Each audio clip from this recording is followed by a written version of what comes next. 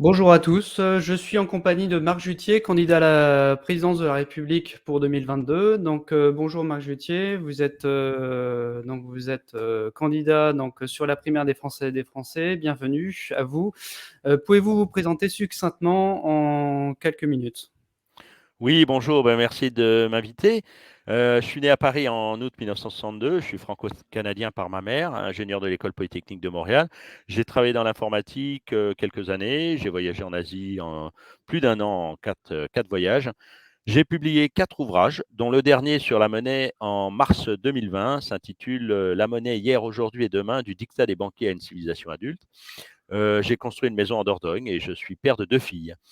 J'ai fait de la politique, j'ai commencé en 1997 avec Antoine Wechter au sein du MEI, qui est une scission des Verts en fait, qui avait été mis en minorité par Dominique Voynet et sa bande. Et ensuite, je me suis représenté aux législatives en Dordogne en 2017.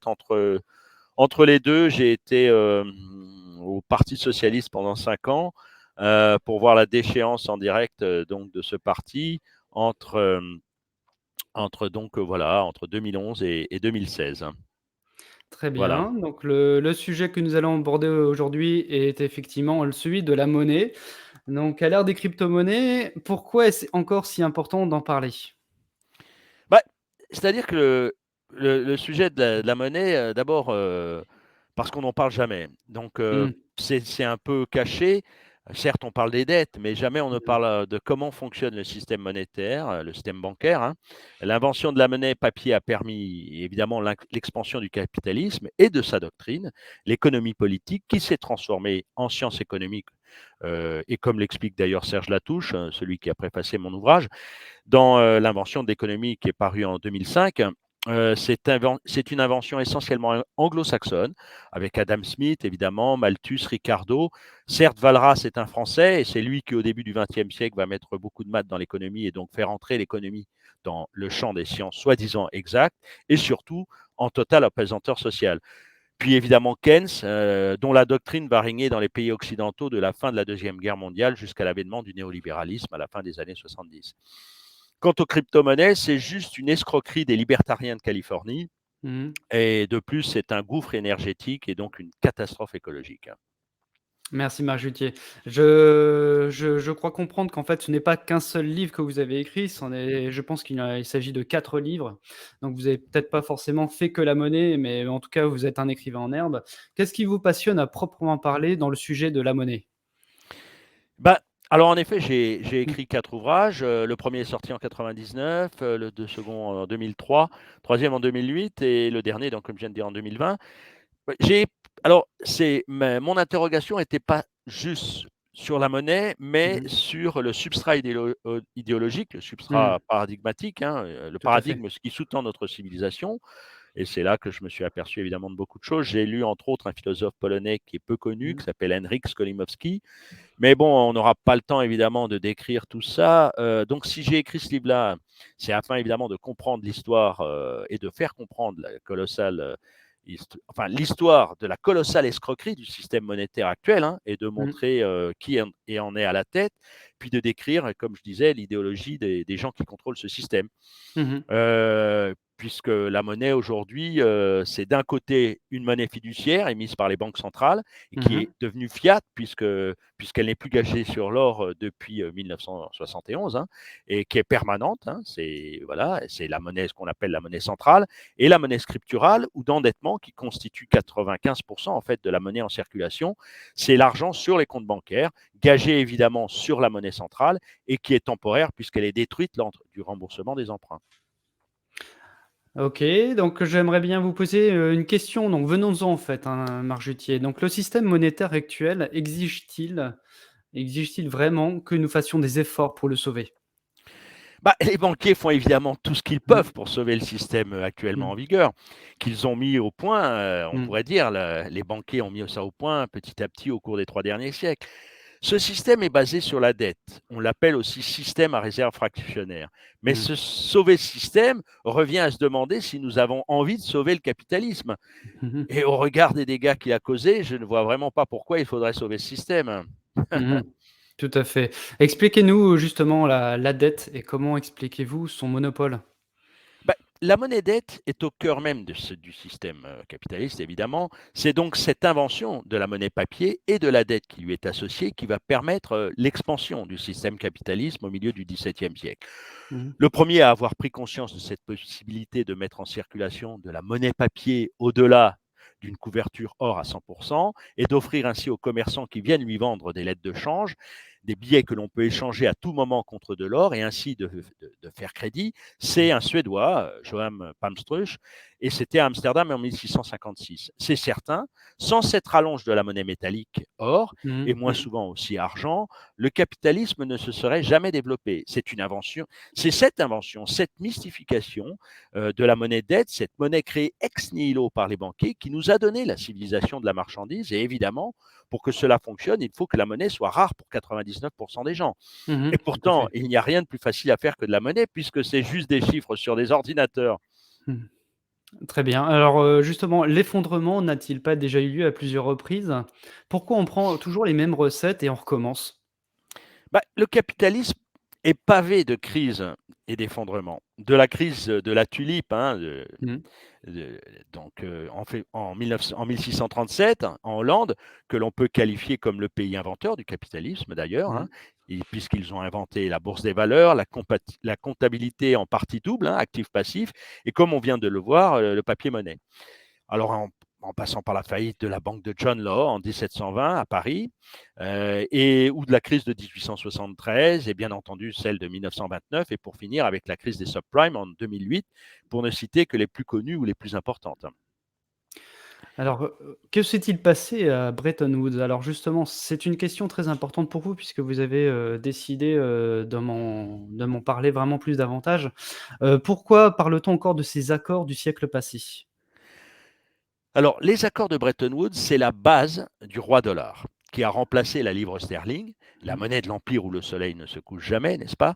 Mmh. Mmh. En effet, en juillet 1944, le monde n'est pas encore sorti de la guerre que déjà le Royaume-Uni et les États-Unis, hein, se réunissent, entre autres, se réunissent dans une petite ville au nord-est des États-Unis, Bretton Woods, pour Mmh. réfléchir à un nouvel ordre financier mondial. Mmh. Certes, l'influence de Keynes sur la construction du nouvel ordre monétaire sera considérable, puisque son livre Théorie générale de l'emploi, de l'intérêt et de la monnaie sera le livre de chevet de quasiment tous les dirigeants du monde occidental pendant les Trente Glorieuses. Il proposa lors de cette réunion de créer une monnaie de crédit supranationale déconnectée de l'or, le Bancor, émise par une banque centrale internationale ayant pour mission d'œuvrer pour la croissance et l'emploi. Mais le résultat des négociations entre Londres et Washington sera loin de ce qu'il espérait. Grands vainqueurs de la guerre, les États-Unis vont en effet imposer leur point de vue et inscrire dans le marbre le règne du dollar.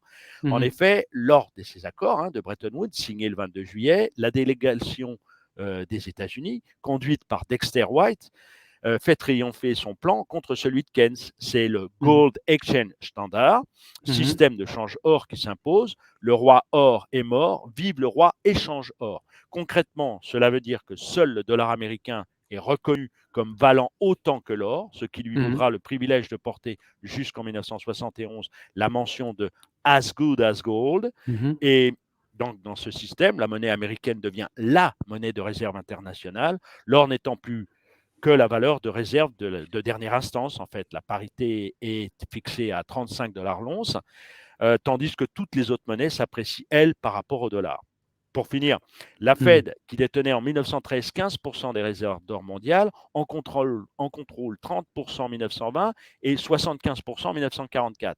Mais entre 1960 et 1965, les USA perdent la moitié de leur stock d'or. En Mmh. 1968, pour contrer la spéculation sur l'or, le gouvernement US annonce qu'il ne cédera plus de l'or au taux de 35 $ l'once qu'au gouvernement, tandis que pour les particuliers, le prix de l'or sera déterminé par le marché. Au Mmh. début des années 70, la situation n'est plus tenable, d'autant que l'Amérique est enlisée dans sa guerre au Vietnam. C'est ce qui conduira le président Nixon le 15 août 71 à décréter la suppression de la garantie hors du dollar.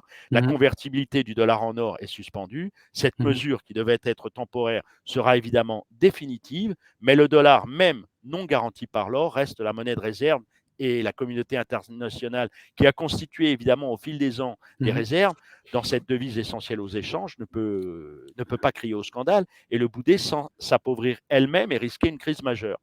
Ce qui va finir que les accords de Washington, en décembre 71, Mmh. Mmh. entérine la décision de Richard Nixon et l'étalon dollar est né, donnant une monnaie aux Américains qu'il leur suffit d'émettre, garantie par elle-même ou tout comme, puisque les bons du Trésor de la Réserve fédérale, donc dorénavant, Mmh. contre un dollar usagé, la réserve fédérale ne donne plus qu'un dollar bien propre, si on peut dire.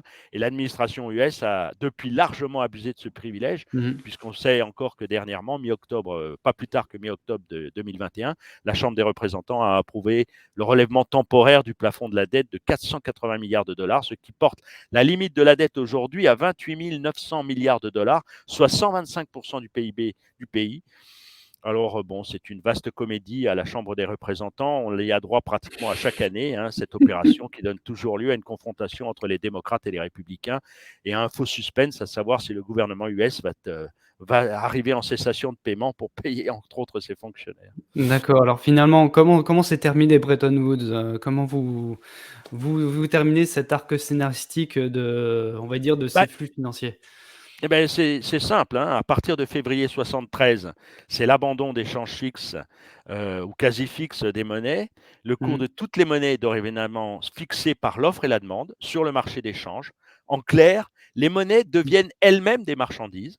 Mmh. Et le FMI rend une partie de leur or aux pays qui en avaient déposé et Mmh. vend le reste, et l'or n'a plus de valeur monétaire, tout simplement. Finalement, le nouveau système monétaire international sera défini lors des accords de la Jamaïque en janvier 76. Ces accords ont modifié les statuts du FMI en prenant le contre-pied des principales règles issues des accords de Bretton Woods. Mmh. Dans ces statuts rénovés, du FMI donc, figure qu'il est interdit de fixer la parité de la monnaie en or, ce qui était précisément obligatoire auparavant. Mmh. Nous vivons depuis sous l'égide de ces accords. Très bien. La disparition de l'argent liquide, qu'est-ce que ça, enfin, quel est l'impact de l'argent qui Pour disparaît finir, comme ça? pour Oui, oui, finir, mais oui, oui, non, mais oui, alors donc si simplement, bah, les pièces et les billets paraissent de plus en mmh, plus insolites, hein, comme a dit le mmh, mmh, PDG de Visa Europe, plus d'1 € sur 5 est dépensé par carte Visa en Europe. Donc, on peut se demander si nos chers billets ne seraient pas sur le point de s'effacer, et ça peut se comprendre, eu égard à la commodité et à la rapidité d'une société de plus en plus pénétrée par le numérique. mmh, Cela dit, on ne peut s'empêcher d'être plutôt réservé quand, au Forum économique mondial de Davos, en janvier 2016, Madame Lagarde, alors directrice du FMI, paraît se rallier à la société sans cash. Et elle rejoint en cela le ministre français des Finances du moment, hein, notre cher Monsieur Sapin, qui déclara lui-même que la BCE pourrait alors mieux insuffler de l'inflation grâce au taux négatif. Tout est mmh. dit. Le recul désiré du rôle de l'argent liquide ne serait pas que de commodité ou de simple économie. Sans doute, il épargnerait les frais de la traque à la fausse monnaie ou de l'installation des automates bancaires. Sans doute entraînera-t-il les opérations illicites, hein, comme Mmh mh. la drogue, le commerce des armes, l'évasion fiscale ou le travail au noir. Mais le fait de vouloir restreindre la place de l'argent liquide ne s'explique pas seulement pour ça. Si le nombre des ralliements à la diminution, voire à la suppression du cash explose, c'est d'abord parce que la politique monétaire actuelle des différents QE s'épuise. Il faut comprendre que le quantitative easing n'est rien de plus qu'une astuce comptable au bilan des banques centrales et commerciales pour se sortir de l'impasse dans laquelle nous étions en 2008. Parce que, bon, grâce au QE, les banques commerciales sont sauvées, Mmh. les endettés qui ont des crédits en cours qu'ils ne peuvent plus payer se font saisir leurs biens, à moins que, comme en Grèce, ils acceptent de se réendetter pour continuer à payer les intérêts. 3, les banques commerciales qui ne savent pas quoi faire de toute cette monnaie centrale qu'elles ne peuvent pas prêter à l'économie réelle, tout simplement afin de ne pas se retrouver avec d'autres créances douteuses, achètent pour elles-mêmes des actions, des obligations, etc., ce qui permet de faire monter la bourse et de faire croire que tout va bien, ce qui se passe actuellement depuis la crise de 2008, en fait, hein. Mmh mh. Donc après Mmh. que les USA, qui avaient choisi d'inonder les marchés de liquidités, 3 500 milliards de dollars d'assouplissement quantitatif, c'est le mot français pour quantitative easing, entre 2010 et 2014, pour empêcher le système bancaire de s'écrouler, c'est la BCE, en reprenant généreusement, évidemment, comme je l'ai dit, toutes les obligations et titres à long terme ou créances douteuses que lui présentent les banques européennes qui va prendre le relais. Le président de la BCE de l'époque, M. Mmh. Draghi, pardon, prévient alors qu'il n'est limité ni en volume ni en intensité, comme il a dit. Et en effet, les montants initiaux de 1140 milliards d'euros ont été largement dépassés pour atteindre 1500 milliards d'euros. Donc la volonté de faire reculer le cash est la conséquence directe de l'inefficacité de cette politique monétaire de surliquidité suite à la crise des subprimes de 2008. La proposition à l'étude chez les banquiers centraux de supprimer les billets et les pièces n'est pas une farce, c'est vraiment une affaire sérieuse. Elle s'inscrit dans le débat sur la nécessité de faire baisser les taux d'intérêt à un niveau proche de zéro, voire Mmh. négatif, pour inciter les entreprises à emprunter et les banques à ne pas conserver leur avoir sur leur compte banque centrale. Mais une Mmh. grande partie du monde résiste au paiement électronique. Dans la majorité des pays, le cash est toujours roi, peut-on lire Mmh. dans un rapport publié par Citigroup, car chaque année, 13 000 milliards de dollars, soit 18% du PIB mondial, sont retirés des distributeurs. Il est expliqué dans un rapport universitaire que, je cite, l'idée que mon argent serait représenté par quelque chose que je ne peux pas toucher, voir ou compter est un phénomène complètement inhabituel pour beaucoup de personnes. Il faut de vrais efforts des gouvernements et de l'industrie bancaire d'un pays donc, pour Mmh. venir à bout de, et je cite encore, l'attachement émotionnel, comportemental et rationnel au biais. Et quelle sera la prochaine étape? Probablement dans l'esprit de certains de nos gouvernants économiques, d'appliquer un taux d'intérêt négatif sur les dépôts bancaires des entreprises et des ménages afin d'inciter ces agents à utiliser la monnaie disponible plutôt que de la laisser en tant qu'encaisse oisive. C'est ce qu'ils disent, hein. Mais une telle mesure ne peut être efficace que si l'on fait simultanément disparaître les billets de banque, qui sont un Mmh. moyen de paiement alternatif aux dépôts bancaires, évidemment, et donc, si les dépôts bancaires sont taxés, les agents économiques vont évidemment revenir à l'utilisation des billets, d'où l'idée de supprimer simultanément le cash et de faire de cette mesure un levier étonnant de la croissance. Donc, liquider le liquide et taxer les dépôts, voilà l'idée à la mode pour relancer la croissance, selon eux.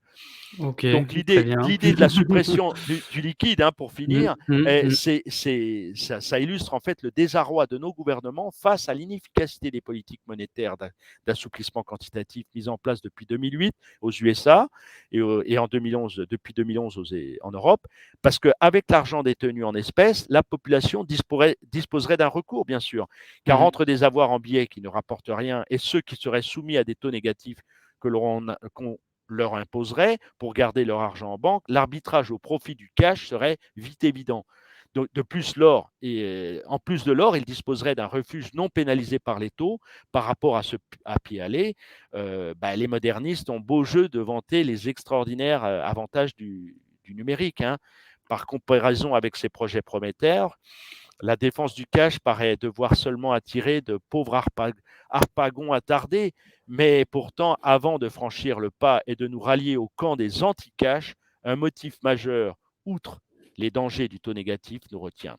D'une part, parce que trop encourager les taux négatifs finira, si l'on y prend garde, par miner la confiance qu'on doit avoir dans la monnaie, et d'autre part, une société sans cash donnerait aux décideurs, sans possibilité d'échappatoire pour les particuliers, faute d'avoir assez d'argent liquide, les moyens de contrôler tout le système.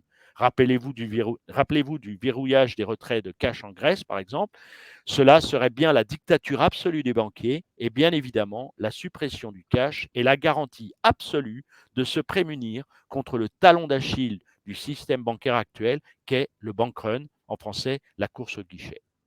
Mmh. Ça fait beaucoup à absorber pour les auditeurs qui, Mais nous regardent. ils pourront le Pour le réécouter. réécouter, ouais, je pense que c'est une interview qu'on va devoir, réécouter, je pense. Là, c'est un message, propre, adressé à nos téléspectateurs. Alors il y a des courants de pensée qui expriment l'idée suivante, supprimer le lien entre les banques d'affaires et de dépôt, est-ce que c'est suffisant? Ou alors est-ce que c'est assez ou c'est pas assez? Et quel est votre avis sur cette question? Bon, comme vous le savez probablement, la séparation des banques entre banques de dépôt et banques d'affaires, c'est le Glass-Steagall Act qui a été passé par Roosevelt en 1933, hein, suite à la Mmh. crise. Et c'est aussi un démocrate, Mmh mh. Clinton, qui va abolir ce Glass-Steagall Act en 1999.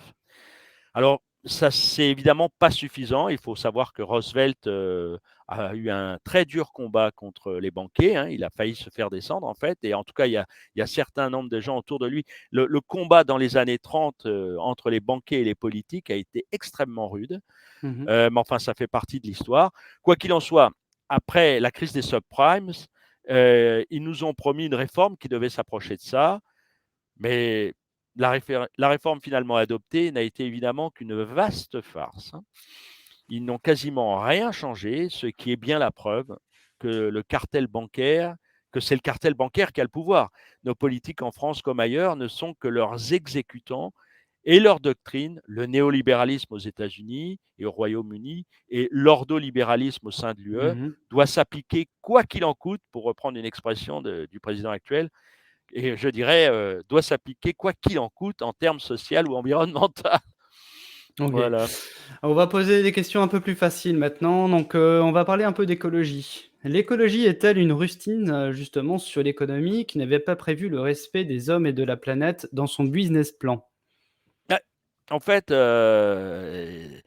contrairement à ce que nous disent certains écolos, l'écologie politique est totalement incompatible avec l'économie politique. C'est Mmh comme mh. l'eau et le feu. En fait, Mmh. on ne peut pas faire véritablement un programme d'écologie. Et en fait, le mot moderne, c'est décroissance. Mmh. Donc, on ne peut pas appliquer un programme de la décroissance tant que l'on reste dans la logique de ce système monétaire et donc de la logique du capitalisme, qu'on appelle aujourd'hui néolibéral ou ordolibéral. Mmh. Et donc, il faut sortir de ce paradigme pour appliquer véritablement un programme que qu'on pourrait appeler écologique et de la décroissance. Mmh mh. Sinon, ça n'a pas de sens. On ne peut pas parler d'écologie tant qu'on reste enfermé dans dans le capitalisme, en clair, hein. Mmh. Tout à fait. Je vais enfoncer une porte ouverte, avec cette question. Le pouvoir politique doit-il se réapproprier la capacité de battre monnaie? Bah, voilà, c'est toute la question, hein, Mmh. c'est-à-dire qu'aujourd'hui, le politique est en dessous du pouvoir, Mmh. Mmh bancaire. mh. On est aujourd'hui dans une douce dictature bancaire Mmh. qui pourrait dégénérer en une dictature, un totalitarisme, financier. On Mmh voit mh. bien ce qui se passe aujourd'hui avec cette fameuse enfin cette pandémie Covid-19. Est-ce une immense manipulation planétaire pour nous imposer un totalitarisme de contrôle avec smartphone, QR code et compagnie? On peut en effet très sérieusement se poser la question et en tout cas en débattre, ce qu'ils refusent bien entendu de faire, puisqu'aujourd'hui les personnes qui tiennent ce genre de discours sont immédiatement taxées de complotisme, qui est un mot à la mode, hein, Mmh. qui est un mot à la mode depuis un bon moment, puisque ça a été sorti par la CIA en 1967 pour contrer le rapport Warren, hein. Je m'excuse de faire une Mmh. Mmh mh. digression sur ce mot, mais donc, puisqu'on a vu récemment hein, qu'Oliver Stone a sorti un documentaire qui tente à prouver que les responsables de l'assassinat de Kennedy seraient plutôt la CIA eux-mêmes, Mmh mh. pour des raisons, bon, on ne va pas parler de ça, mais Oui, intelligence économique, ouais. Mmh. voilà, donc on serait aujourd'hui, la question, on est aujourd'hui dirigé par ce lobby Mmh. financier et bancaire. Ils ne veulent pas perdre le pouvoir. Mmh. Et comme leur système est en fait en faillite, quasiment en faillite depuis 2008, on l'a vu, ils ont réussi à maintenir le système avec ces fameux assouplissements quantitatifs, Mmh mh. puisqu'évidemment le passif d'une banque centrale, une banque centrale ne peut pas faire faillite, donc on peut mettre ce qu'on veut au passif d'une banque centrale, hein, je veux dire Mmh mh. Mmh mh. en dette pourrie il aurait été échangé contre de la monnaie centrale. Donc, on peut mettre ce qu'on veut dans le passif d'une banque centrale. Donc aujourd'hui, évidemment, le combat est là, hein. Il me semble, le vrai combat politique, il n'est pas ailleurs, il est à savoir si les peuples, par l'intermédiaire de leurs représentants, veulent reprendre ou pas le pouvoir sur les banques. Justement, comment vous voyez-vous ça, dans quelles circonstances ou quel événement majeur pourrions-nous améliorer ce dispositif? Ce dispositif de battre monnaie? Bah, dans les circonstances actuelles, le système actuel, on l'a dit, est en faillite et donc Mmh. il faut passer à autre chose. Mmh. Oui, mais comment? Et alors, ben, Vous avez des pistes? ah ben oui, bien sûr, oui, sinon j'aurais pas Mmh. l'outrecuidance de vouloir me présenter à l'élection présidentielle. Mmh. Donc, bon, il faut comprendre que la quantité de monnaie en circulation est importante, hein, évidemment, Mmh. puisque s'il y en a trop, c'est Oui, l'inflation. S'il n'y en a pas assez, ça coince. Il y a moins ça coince. d'échanges. Mmh. Donc, c'est bien pourquoi l'État doit contrôler 100% de la monnaie en circulation selon les gens qui défendent le système que je vais vous proposer. Mmh. Pour ce faire, il y a deux outils. Le taux d'intérêt, ce qui permet d'ajuster le débit de création monétaire, et Mmh. l'impôt, ce qui permet d'ajuster la quantité en circulation, donc de retirer de la monnaie et de rétablir une meilleure justice sociale. Aujourd'hui, nous sommes, comme je vous l'ai dit, pieds et poings liés par le diktat du sacro-saint marché de la dette. Mmh. Et ça, il n'apparaît plus. Les gens ne se posent pas la question, mais dire qu'un État est endetté, ça n'a aucun sens, puisque c'est l'État souverain qui doit émettre la monnaie. Et donc, Tout à fait. comment l'État pourrait-il être endetté? Là, nous Déjà, c'est sommes la dans première le ouais, question. ouais. Voilà, la première question qui se pourrait se poser. Donc, cette monnaie a été privatisée. Hein, Mmh. Monsieur Bernard Baris l'a dit dans un documentaire en 2015 sur Arte, et elle est aux mains de quelques personnes et à leur seul profit. Et c'est ça qui est évidemment inacceptable. Voilà. Mmh. Alors Tout à fait. évidemment, Tout à fait.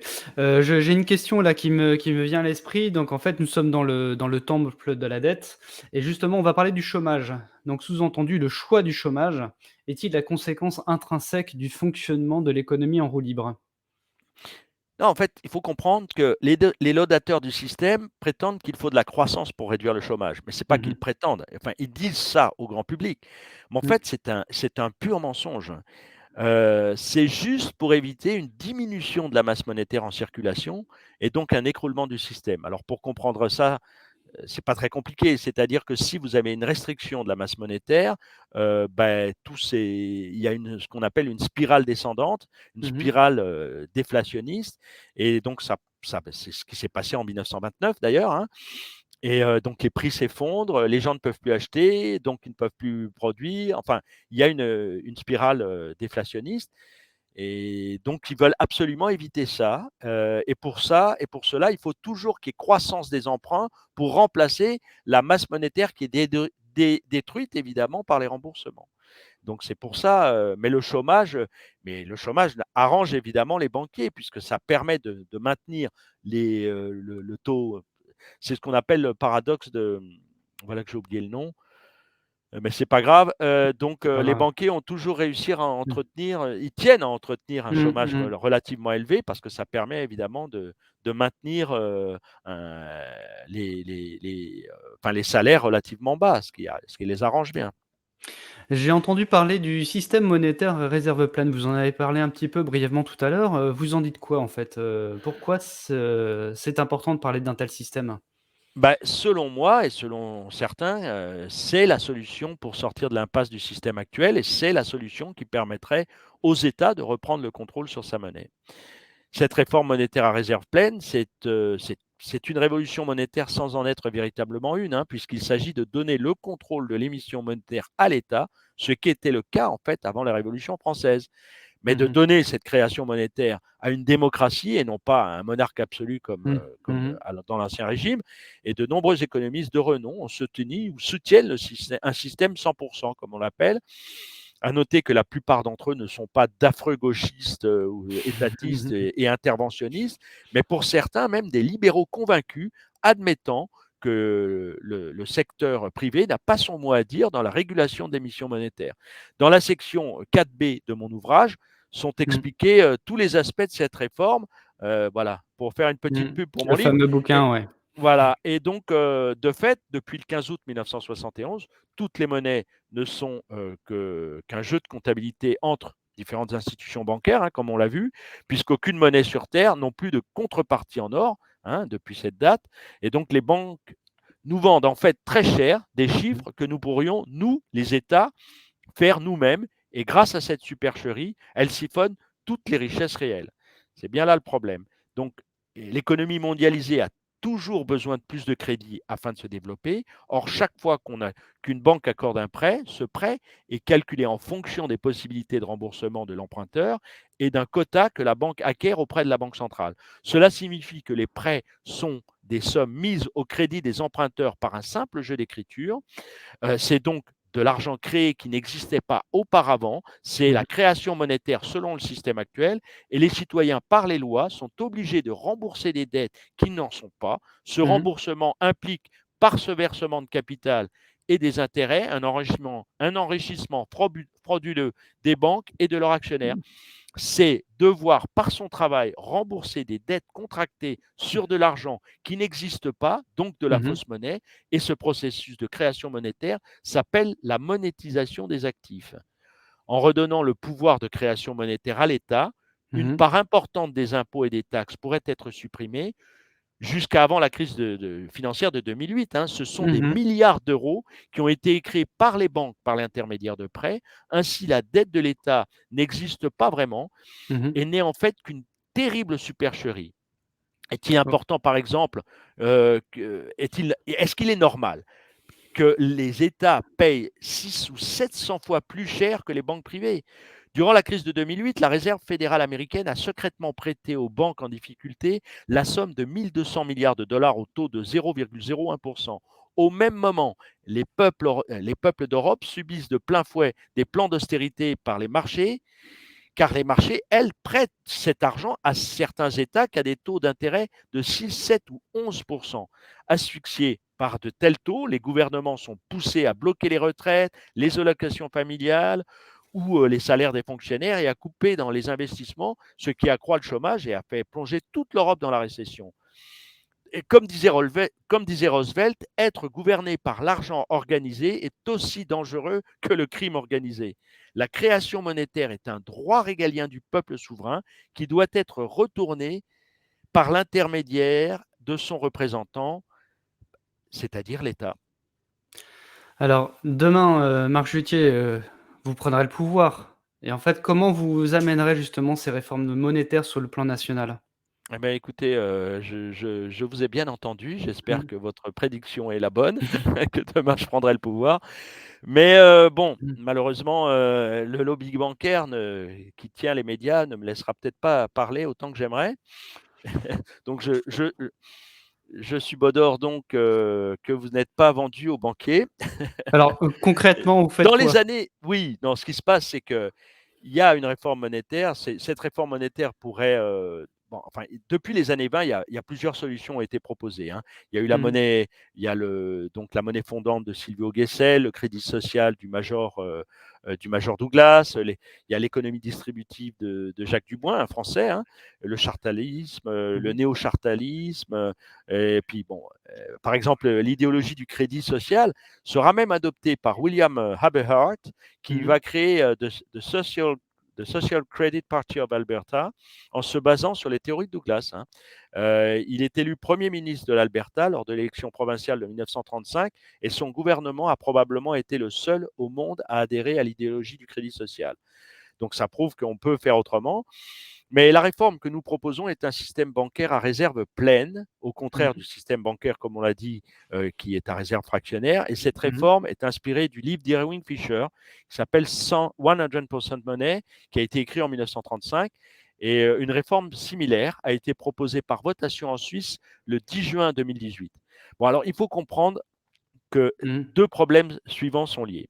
Premièrement, malgré les possibilités d'action de la Banque centrale sur le refinancement et sur les taux d'intérêt de la monnaie émise par les banques commerciales, la quantité de monnaie, donc on l'a vu, en circulation lui échappe, ce Tout qui à fait. implique l'inflation des actifs et des bulles, et on a vu le résultat ces dernières années. Et Exactement. deuxièmement, l'interdiction faite au niveau de la Banque de France par l'exécutif, hein, à la fin des années 60, ce qu'on va appeler les réformes Debré-Haberer, qui va être formalisée par la loi de janvier 73, confirme, enfin surtout confirmé en 1992 pardon, par le traité de Maastricht, qui est le fameux article 104, et par le traité de Lisbonne finalement, par l'article 123, de financer directement notre propre économie. Cela a coûté à la population presque 1 milliard d'euros par semaine pour les seuls intérêts.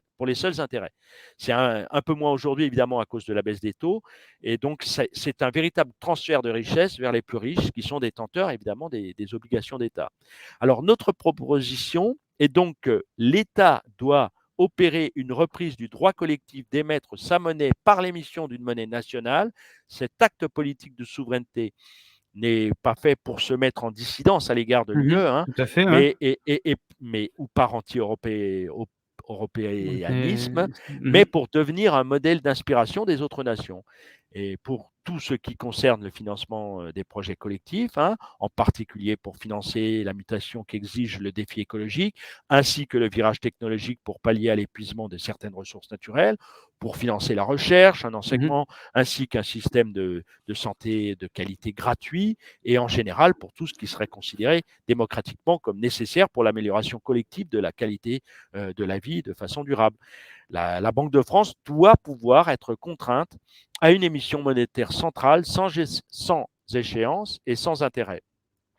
Très D'autre bien, très bien. part, Mmh. les budgets des États doivent être équilibrés en fonctionnement et en amortissement par la fiscalité. Et Mmh. deuxièmement, les États et collectivités publiques peuvent faire financer les investissements d'utilité collective par un appel à émission monétaire sans intérêt de la Banque centrale.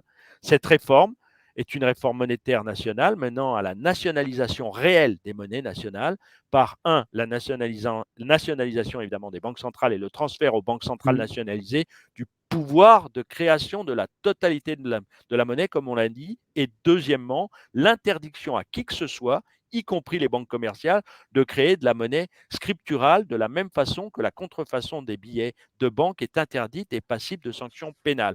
En clair, ça réduirait considérablement la voilure des banques commerciales. Il y en aurait beaucoup moins et ça serait beaucoup moins important. Ça passerait. Il y a une image que j'ai fait circuler, c'est que le système bancaire actuel ressemble à un lion et du Mmh. coup, il ressemblerait à un gentil petit minet, un gentil D'accord. petit chat. Alors justement, cette réforme au niveau national, comment elle serait, accueillie au niveau international? On pourrait. Alors évidemment, la France n'a pas la force des États-Unis, mais on Mmh. pourrait imaginer que si la France, qui devient vraiment leadership au sein de l'Europe, hein, ce qu'elle en aurait les moyens, puisque c'est quand même un État fondateur, le Mmh. seul pays qui est, qui est membre permanent aux Nations Unies maintenant, puisque l'Angleterre est partie suite au Mmh. Brexit, et si elle est détenteur du siège permanent aux États-Unis, c'est parce qu'elle est détentrice de la force nucléaire de dissuasion. Mmh. Et donc, la France pourrait très bien imposer, Proposer, proposer. proposer, proposer une réforme au niveau mondial pour une réforme monétaire inspirée donc de ce 100% monnaie, pour créer une réelle monnaie internationale libre de dette. Et c'était émise donc par une nouvelle autorité monétaire internationale parfaitement transparente et sous contrôle public, hein, Mmh mh. une émanation de l'ONU, quoi, par exemple, Mmh. plutôt que privé, hein, ce qui est le cas actuellement, comme on l'a dit, le consortium financier. Et deuxièmement, établir une base plus efficace, plus stable et plus équitable pour les échanges internationaux. Euh, Troisièmement, donc cette coexistence avec les monnaies nationales, évidemment, mais Mmh. sans s'appuyer sur aucune monnaie nationale ou internationale existante, comme on a vu qu'a été le problème du dollar, hein, pendant, bah, Mmh. depuis les accords de Bretton Woods en 1944 jusqu'en 1971, et surtout après, puisqu'on a vu que la suprématie du dollar, jusqu'à très récemment, là, les Chinois et les Russes commencent à ruer dans les brancards, et c'est bien pour ça qu'il y a des tensions internationales, de vives tensions internationales, parce que les Américains sentent bien qu'ils perdent le pas, hein, sur le Mmh. contrôle monétaire. D'ailleurs, c'est une des raisons qui n'est pas dite, mais la réelle raison, selon moi et selon beaucoup de gens qui ont réfléchi à la question de l'intervention en Libye, c'est parce que M. Kadhafi avait l'intention de De créer une sortir nouvelle banque, ouais. Mmh. une monnaie gagée sur l'or, et ça n'a Ouais. évidemment pas plu aux Pas États-Unis. plu à tout le monde, Pour, ouais. voilà, et Mmh. surtout aux États-Unis. Pour les États-Unis, sortir une monnaie gagée sur l'or, c'est évidemment leur talon d'Achille, puisque du coup, leur monnaie, le dollar, s'effondrerait. En fait, ils ont pillé l'humanité avec leur monnaie de singe depuis 1944 et particulièrement depuis 1971. Et à un moment ou à un autre, il va falloir qu'ils payent. Et comme en général, ils payent en envoyant des bombes sur les gens, enfin bon, c'est un autre débat sur lequel Mmh. nous n'allons pas nous étendre. En Tout à fait, pour fait. résumer, cette réforme internationale, ça serait un peu le Bancor proposé par Keynes, mais dans Mmh. le cadre du 100% monnaie proposé par Fischer. Eh bien, merci Marc Jutier. Donc, notre interview touche à sa fin. Donc, quel mot de fin, ou de message d'espoir souhaitez-vous adresser à vos téléspectateurs? À nos spectateurs, Nos donc, spectateurs. l'espoir est dans le fait que de plus en plus de citoyens prennent conscience de l'immense escroquerie du système monétaire actuel, Donc le mot de la fin, j'ai envie de dire, c'est faites connaître cette vérité à vos concitoyens. Achetez mon livre, tous les Mmh. détails sont marqués dedans. Non, je plaisante, mais surtout, il faut faire connaître cette immense escroquerie, que de plus en plus de citoyens prennent conscience de ça. Et je crois que depuis une dizaine d'années, et c'est bien ce qui inquiète l'oligarchie, c'est justement que le pourcentage de gens qui ont pris conscience de ça est de plus en plus important. Et donc, à un moment donné ou à un autre, ça va finir par s'écrouler. Les gens ne vont plus croire les mensonges qu'ils nous racontent, en clair, hein. Tout à fait. Donc, et que si on réussissait à s'affranchir de ce système monétaire qui est un pur cancer pour, on peut le dire, on peut comparer ça à un cancer pour l'humanité, un pur système d'exploitation absolue, hein. C'est vraiment l'esclavage de la monnaie dette de cette toute petite minorité sur l'humanité, et elle est responsable des dégradations absolues de l'environnement et du lien social et de la pauvreté. Et donc, une fois qu'on sera débarrassé de ce système monétaire, on pourra enfin vivre dans une société moins absurde, moins polluante, moins violente, et donc plus apaisée et, j'ai envie de dire, plus harmonieuse. Voilà. Bien, merci Marc, c'était Grégoire Lecoq pour, la primaire des Françaises et des Français.